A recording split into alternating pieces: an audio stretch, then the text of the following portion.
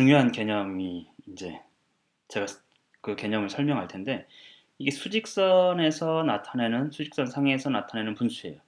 어, 분수를 여지까지는 대상, 실제 대상이라든지 아니면 조금 더 추상화시켜서 방부채물인 어떤 도형 그것을 더 어찌 보면 추상화죠. 예, 그걸 더 단순화시키면 직선으로 표현하는 거예요. 2차의 면을 차원을 내리면 1차원의 직선이 되는 것이죠.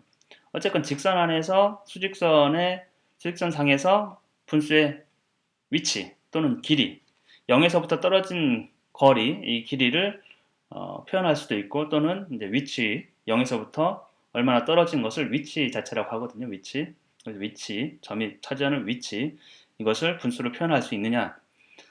여러분 0에서부터 1까지 길이를 0에서부터 1까지 요 길이를 이만큼의 길이겠죠. 이것을 몇 조각 냈어요? 세 조각 냈어요. 어떤 분이 또 여기 선을 조각 낼 수 있느냐 이런 얘기를 쓰는데 당연히 있죠. 예. 어떻게 보면 이게 프랙션인데 그 선에서도 당연히 프랙션이 개념이 존재하는 것이에요. 이게 언어가 가지는 어떤 함정이 많습니다. 특히 우리말 같은 경우에는 그것으로 수학을 규정짓거나 메모를 해서는 안 돼요. 특히 어린아이들에게는. 예를 들면 배라는 말 있잖아요. 배. 야, 그 한번 해봐. 일을 한 배 한다라는 게 우리말로는 배 한다라는 거는 같은 양을 한 번 더 더하는 거거든요. 곱빼기 할 때처럼. 그럼 일을 한 배 더해. 그러면은 이게 곱하기 1인가요? 곱하기 2인가요? 예. 언어적인 의미에서 우리말로는 한 배 더 해. 한 배 더 해. 일을 한 배 해봐. 그러면 이런 의미를 가져요. 예. 근데 곱하기 1, 한 배 하는 거, 두 배 하는 거, 한 배, 두 배. 엄연한 의미에서 한 배와 두 배의 차이가 명확하게 우리 어휘로서는 느껴지지 않는 거죠. 이렇게 하여튼 언어로서 모호성이 늘 갖고 있어요. 베이컨이 말한 이제 시장의 우상인 것이죠. 언어가 갖고 있는 그 모순들 이런 것들이 있는데 어쨌건 뭐 하여튼 조각을 냈어요. 직선을. 그랬을 때 이만큼 이래서 세 조각 냈을 때 그 중에서 하나의 길이는 3분의 1이라는 것이죠. 그리고 그 점이 3분의 1에 있다. 그 점이 3분의 1 위치에 있다라고 굳이 표현을 했습니다. 왜 그러냐면 초등학교 때는 계속 어찌 보면은 이게 이제 거리 개념으로 표현을 하겠지만 중고등학교 올라가면 좌표 체계 안에서는 거리란 개념을 별로 쓰지 않아요. 예, 다 위치값을 갖고 있는 거죠. 위치값. 상대적인 위치값을 갖게 되는 것이에요.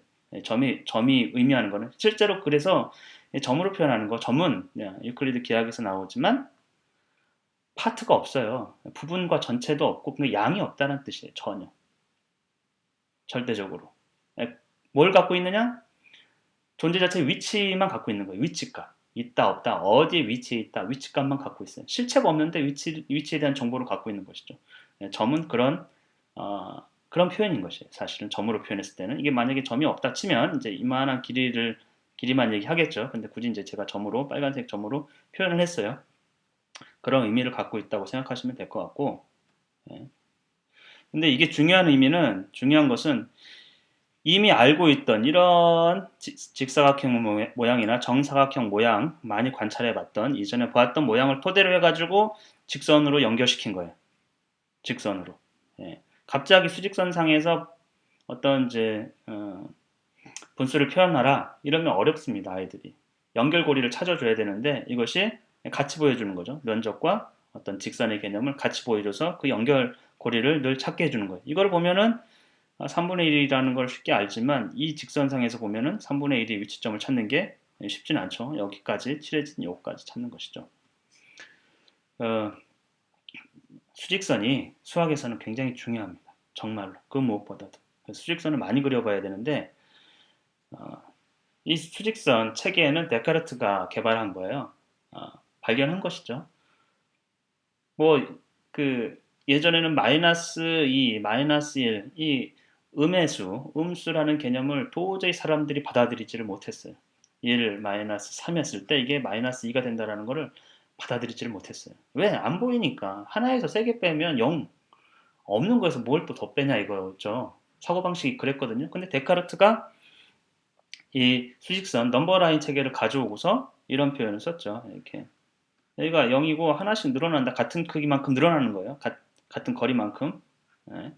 이렇게 할 수 있겠죠. 그럼 이거보다 작으면 마이너스 1, 두 개 작으면 마이너스 2. 이 의미는 뭐냐면 마이너스는 minus 마이너스의 원래 의미 뜻은 뭐냐면 라틴어에서 less than이에요.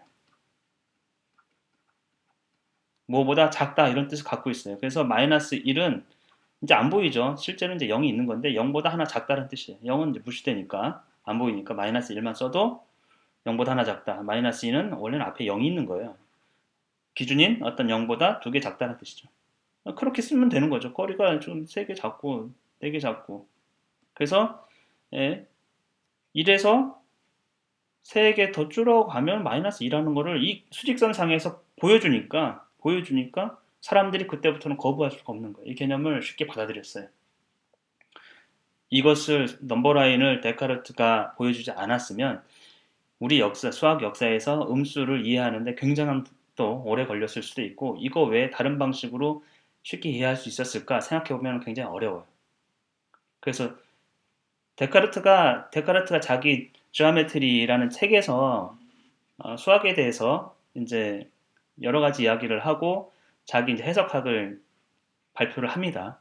위대한 어떤 발표인데 역사상 방법 소설에서는 모든 학문의 기본을 수학이라고 제시를 했고 의심하고 계속 의심하라는 거죠.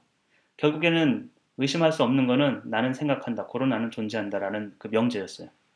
거기에 막 부딪힌 거고 데카르트가 이제 지오메트리라는 수학책에서 뭔 얘기를 하냐면 모든 학문의 기본은 수학이고 수학의 그런 기본은 무엇이냐? 수학의 기본은 데카르트는 기하학이라고 했어요. 기하학. 사실 그 당시의 수학은 거의 대부분이 기반 기하학입니다. 기하학, 유클리드 원론에 나오는 어떤 체계, 기술 체계, 그다음에 증명 방법 이것들이 굉장히 명확하거든요. 그러니까 생각하는 힘도 길러주고 어쨌건 기하학이라고. 그럼 기하학의 기본은 또 무엇이냐? 처음에 유클리드는 정의를 할 때 점을 정의라고 점의 연결, 점의 자체가 이제 선이지 않습니까? 그러니까 선을 얘기하는데 데카르트는 선이라고 했어요. 라인이 기하학의 기본이다. 모든 학문의 기반은 수학, 수학의 기반은 기하학의 기반은 선이에요. 선. 왜 그런 거 아니? 선은 양을 나타내는 최소, 아주 근본이라는 거예요. 가장 쉽게 설명할 수 있다는 거예요. 데카르트의 방법 소설에 보면요. 그의 철학, 그가 과학을 하는 세상을 이해하는 어떤 원칙을 많이 제시하는데 그 중에서 하나가 단순함이에요. 복잡한 체계를 아주 쪼개서 단순하게 쪼개서 인식할 수 있는 범위 내에서 하나씩 증명해 가는 거예요. 그러니까 기하학을 더 분석하면 선으로 모든 것들을 분석할 수 있다고 한 거예요. 실제로 이제 데카르트의 책을 보면 선으로 뭐 작도를 하는 원리, 또 선을 가지고 이제 산술적으로 우리가 소위 말하는 요즘 말하는 이제 문자식으로 표현하는 것들 이런 것들을 이제 막 했죠. 굉장히 대단합니다. 어쨌건 제가 여기서 하고 싶은 얘기는 이 넘버라인 수직선이 굉장히 중요하고 이 넘버라인 안에서 아이들이 수를 표현할 수 있는 거 어마어마하게 중요하다라는 거예요. 그래서 많이 시켜야 돼요. 많이 부족함이 없도록 스스로도 많이. 그래서 보시면 0에서 1 사이죠. 이 거리를 0에서 1 사이를 두 조각 냈죠. 두 조각 내서 그 중에 하나만큼 같죠. 거리가. 그래서 이게 2분의 1이 되는 거죠.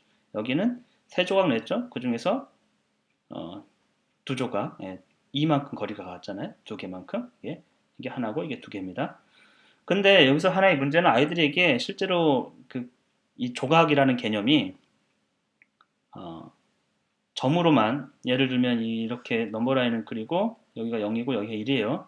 그랬을 때 두 조각 내라 하면은 이런 경향들이 있어요. 이 선을 이렇게 바를 두 개를 낸단 말이에요. 그게 아니거든요. 그래서 명확하게 점핑하는 얘기를 점핑 모델로 이렇게 점핑 하나 이만큼이 하나고 이만큼이 하나고 이만큼이 두 개.